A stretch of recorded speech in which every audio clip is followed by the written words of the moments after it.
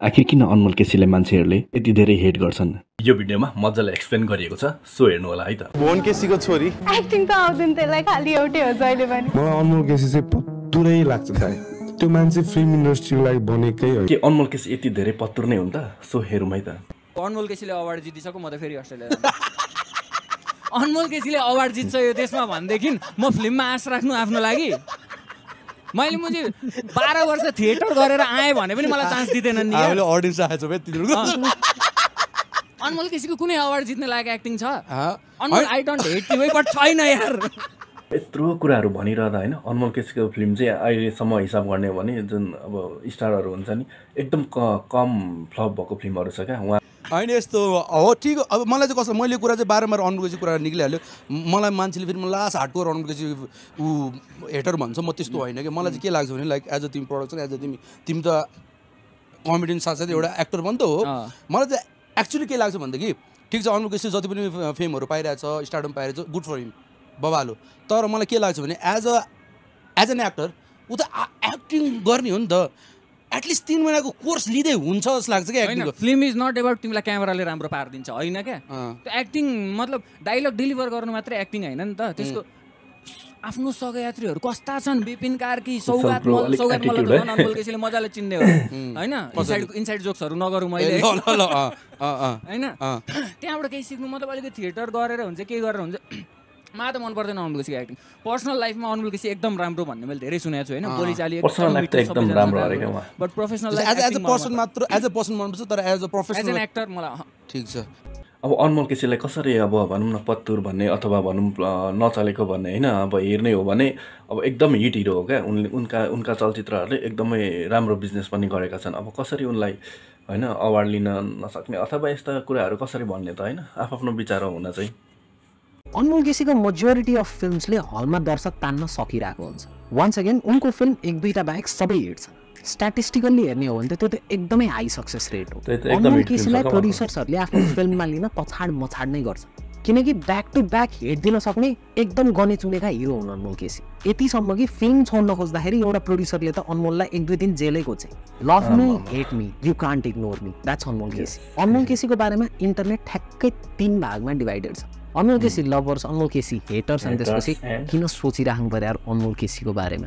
अनमोल केसी लभर्सहरू टन्नै छ, एकदमै धेरै। तर एट द सेम टाइम एउटा फ्याक्सन पनि छ जसलाई अनमोल केसी मन पर्दैन। र यो भिडियोमा हामी अनमोल केसी मन नपराउने फ्याक्सनको बारेमा कुरा गर्दैछौँ। यो फ्याक्सनलाई खास अनमोल केसी किन मन पर्दैन भन्ने चिज डाइसेक्ट गर्दैछौँ। अनमोल केसी प्रतिको हेटरेड सुरु हुन्छ उसको जन्मबाट नै। हेर्नुहोस्, अकम्प्लिस्ड बाउको छोरा हुन लास्टै गाह्रो छ, अनि यसको शिकार अनमोल केसी पनि हो। भुवन केसी नेपाली सिनेमाको खबरे फिगर हो। भुवन केसीले फिल्म खेलेका मात्रै छैनन्, उनले टन्नै फिल्म बनाएका पनि छन् र टाइममा हरासमेन्टको कन्ट्रोभर्सिजमा पनि परिरहेको हुन्छ। ह्युमन टेन्डेन्सी चाहिँ के हुँदो रहेछ भने बाउ कुनै चिजमा खतरा छ भने छोरा पनि त्यो चिजमा अटोमेटिकल्ली खतरा हुनुपर्छ है। तर यो नेसेसरीली ट्रु भने हुँदैन। भुवन केसी त त्यो टाइमको लागि त राम्रै एक्टर हो नि, अब उसको छोरा पनि राम्रै हुनुपर्छ एक्टिङमा। अब बाउ एक्टिङमा राम्रो भइसकेपछि छोरा पनि त्यही लेभलको खतरा भयो भने हाम्रो लागि इट्स भेरी नर्मल, लास्टै नर्मल कुरा हो नि त। बाउ खतरा छ, छोरा खतरा हुनु परिहाल्यो। तर यदि बाउको लेभल मिट गर्न सकिएन भने त्यहाँ प्रब्लम सुरु हुन्छ। ओहो यस्तो खतरा बाउको छोरा, ल हेर एक्टिङ यस्तो जोर गर्ने। अब अनमोल केसीको कुरा गर्दा उसप्रतिको हेट रेट पनि यही कुराबाट सुरु भयो, किनकि as most of us agree Anmol केसीको एक्टिङ त्यति राम्रो छैन। तर उसको एक्टिङ नराम्रो छ, त्यही भएर वी हेट हिम भन्ने चिज आइसोलेसनमा अथवा एक्लै काम गरिरहेको भने छैन। अनमोल केसी प्रतिको हेट रेट उसको नराम्रो एक्टिङ सँगसँगै काम गर्ने अरू तत्त्वहरू के हुन् त? पहिलो चिज प्रिभिलेज अथवा स्ट्रगल। नेपाली फिल्ममा काम गर्न एक्टर हुन गाह्रै छ। मान्छेहरू फिल्म स्टडिज पढिरहेछन्, फिल्म स्टडिज भित्रको एउटा फ्याक्सनलाई एक्टर बन्नु छ। उनीहरू जिरोबाट पुगेर आफ्नो कतै ठाउँ बनाउन खोजिरहेछन्। कहिले ब्याकग्राउन्डमा डान्स गरेर, अलिकति धेरै अपर्च्युनिटी पाइयो भने हिरोको साइड किक बनेर एक्ट गरिरहेको हुन्छ। तर त्यही बिचमा एउटा वेल स्ट्याब्लिस्ड एक्टरको छोरा आउँछ, एक्टिङको केही ब्याकग्राउन्ड छैन, अनि सिधै एकैचोटि लिड रोल पाउँछ। जबकि त्यहाँ हजारौँ मान्छेहरू एक्टर हुनलाई तछाड मछाड गरिरहेछन्, एउटा अडिसनको चान्स खोजिरहेछन्। हो यो चिज हामीलाई मन पर्दैन। किन त? किनकि हामीलाई स्ट्रगल स्टोरिजहरू मनपर्छ। हामीलाई एकदमै गरिब मान्छे, केही पनि रिसोर्स नभएको मान्छे स्ट्रगल गर्दै गर्दै गर्दै एउटा ठाउँमा पुगे स्टोरिजहरू मनपर्छ। सो अब यस्तो धेरै फ्याक्टरहरू भइराख्दाखेरि कहीँ न कहीँ फेरि अब इमोसनल सेन्टिमेन्ट्स पनि चाहियो क्या। जस्तो अब होइन हामीले हेर्दाखेरि अनमोल केसीलाई सानैदेखि एकदम राम्रो लाइफस्टाइल एकदम रहन्छन् होइन, उसको दुःखको कुरा हामीले इन्टरभ्यूमा देखिएकै छैन क्या उसको। हामीलाई ऱ्याग्स टु रिचेस स्टोरीहरू मनपर्छ। त्यही भएर पनि ऱ्यान्डम मान्छेले भनिदिएर हुन्छ नि म 500 रुपियाँ बोकेर काठमाडौँ आएको थिएँ, किन we can relate to that person. ओहो स्ट्रगल गरे हो, 500 बोकेर आउनु भयो त स्ट्रगल हो नि त। अनमोल केसीको कुरा गर्दा छुटाउनै नमिल्ने 3-4वटा नामहरू विपिन कार्की, दयाङ राई, सौगात मल्ल। हामी मध्ये धेरै जसोलाई यी 3टा एक्टरहरू असाध्यै मनपर्छ। किन? नम्बर 1 रिजन त एक्टिङ बवाल छ, जस्तो क्यारेक्टरहरू पनि पुल अफ हान्तिर आउँछ। यी एक्टर मनपर्नुको कारण एक्टिङ एउटा रिजन हो, तर अनमोल केसीप्रतिको हेटरेट जस्तै यी एक्टरहरूको लभप्रति पनि सँगसँगै अरू धेरै चिजहरू काम गरिरहेछ। ती धेरै चिजहरूमध्ये एउटा इम्पोर्टेन्ट एलिमेन्ट हो स्ट्रगल स्टोरी अथवा अन्डरडगको कथा। पैसा नभएर हिँडेको एक्सपिरियन्स त झन् कति छ कति। आकाशमा हेरेको भरमा बाँसको कप्टेरोमा त्यो हावाको उनमा लगाएर पङ्खा घुमाएर बनाउने, ठुलो भएर पैसा कमाएर यस्तो डोनट किनेर यस्तो खान्छु कि खासै सम्भावना छैन भन्ने कुरा बुझेँ। 4 वर्ष 5 वर्ष त्यतिकै नै भयो कि गाडी देखेको छैन मैले, काठको चक्का काटेर ठेलेर गाडी कुदाउनु पर्ने। रेडियोमा मार्केटिङ गरेँ मैले, यो रक्सीहरूको मार्केटिङ गर्थेँ। मलाई प्रेसर घरहरूबाट छिट्टै नआओस् विदेश जानलाई। कति ठाउँमा लगभग कयौँ हजारौँ मैले खर्च गरेँ होला त्यो ठाउँ भरेर, अनि त्यसमा पनि भएन। सो यी कुराहरू सबै भनिरहँदाखेरि चाहिँ मलाई चाहिँ के महसुस हुन्छ भने अब भनौँ न आफ्नो बुवाको लेगेसी चाहिँ अनमोलले अब एक्टिङ जुन त्यो लेभलको बुवाको लेभलको एक्टिङ त छैन नि त, अनमोलको अलिकति कम्ती छ।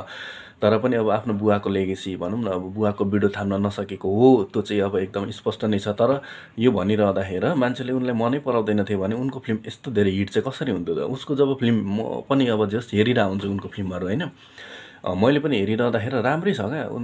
जुन फिल्म हलमा हुन्छ नि दर्शकहरू होइन, फिल्म टिकट काट्नेहरूको एकदम राम्रै हुन्छ चहल पहल पनि होइन। तर खोइ किन एकदमै धेरै बढी अब अनमोल केसीलाई लिएर ट्रोल गरिन्छ होइन। उनी चाहिँ अलिकति अब एक्टिङमा अलिकति कमी कमजोरी नै हुनुहुन्छ र पनि अब सुधार गर्नुपर्ने कुराहरू त छ नै। तर यति भनिरहँदाखेरि पनि उहाँ चाहिँ एकदमै पत्तुरै होइन, अब अवार्ड दिन नहुने खालको नायक हुन् जस्तो चाहिँ मलाई लाग्दैन। अब उहाँ 10-12वटा फिल्म गर्नुभएको छ, मलाई लाग्छ 12-13वटा फिल्म गर्दाखेरि उहाँको 9-10वटा फिल्म चाहिँ एकदमै हिट छ। हिट पनि कुन लेभलको भने एकदम ब्लकबास्टर क्या। अब एकदमै धेरै नै कमाइ गर्ने हुनुहुन्छ उहाँ, अहिलेसम्मको राम्रै कलाकारमा चिनिनुहुन्छ। उहाँको 2-3टा सायद 2टा अथवा 3टा चाहिँ फिल्म फ्लप भन्दा पनि एभरेज होला होइन, तर अरू फिल्म त राम्रै छ। जुन अहिलेका चलेका हिरोहरूको पनि त्यो सक्सेस रेट छैन क्या। अनि यस्तो अब हेर्दै जाने हो भने मलाई चाहिँ अब उहाँको व्यक्तित्व होइन, व्यक्तित्व पनि एकदम राम्रो छ क्या। मान्छेसँग बोल्ने तरिकाहरू होइन एकदम मनपर्छ मलाई चाहिँ। अब तपाईँलाई के लाग्छ कमेन्टमा लेखिदिनु होला। अनि सो अब यस्तो धेरै फ्याक्टरहरू भइराख्दाखेरि कहीँ न कहीँ फेरि अब इमोसनल सेन्टिमेन्ट्स पनि चाहियो क्या। जस्तो अब होइन हामीले हेर्दाखेरि अनमोल केसीलाई सानैदेखि एकदम राम्रो लाइफस्टाइल एकदम रहन्छन् होइन, उसको दुःखको कुरा हामीले इन्टरभ्यूमा देखिएकै छैन क्या। उसको सङ्घर्ष हामीले देखिएकै छैन क्या। हामीलाई चाहिँ कस्तो भने अलिकति दुःख पाएको सङ्घर्ष गर्दै आएको कुराहरू चाहिँ एकदमै मनपर्छ हामीलाई। त्यो भनौँ न कसैको सेन्टिमेन्ट्स इमोसनलले चाहिँ हामीलाई कनेक्ट गर्छ। जस्तो बलिउडका कुराहरू शाहरुख खान को सक्सेस कसरी, अब शाहरुख खानको स्टोरी एकदमै बवाल छ होइन। उनले अब खानको स्टोरीहरू पनि होइन, अब जसरी शाहरुख खान एकदम चर्चित भए उनले त दुःख गरेका स्टोरीहरू होइन, बम्बईलाई एक दिन म राज गर्छु भनेर जुन बाहिर सडकमा सुतेर जुन एउटा कसम खाएका थिए होइन, यस्ता सेन्टिमेन्ट्स कुराहरूले चाहिँ अलिकति हामीलाई कनेक्ट गर्छ। जसरी शाहरुख खान चले उनको छोरा त्यति नै चल्छन् भन्ने ग्यारेन्टी एकदम कम नै हुँदो रहेछ क्या। च्यानलमा नयाँ हुनुहुन्छ भने चाहिँ च्यानललाई सब्सक्राइब गर्न चाहिँ नभुल्नु होला है त।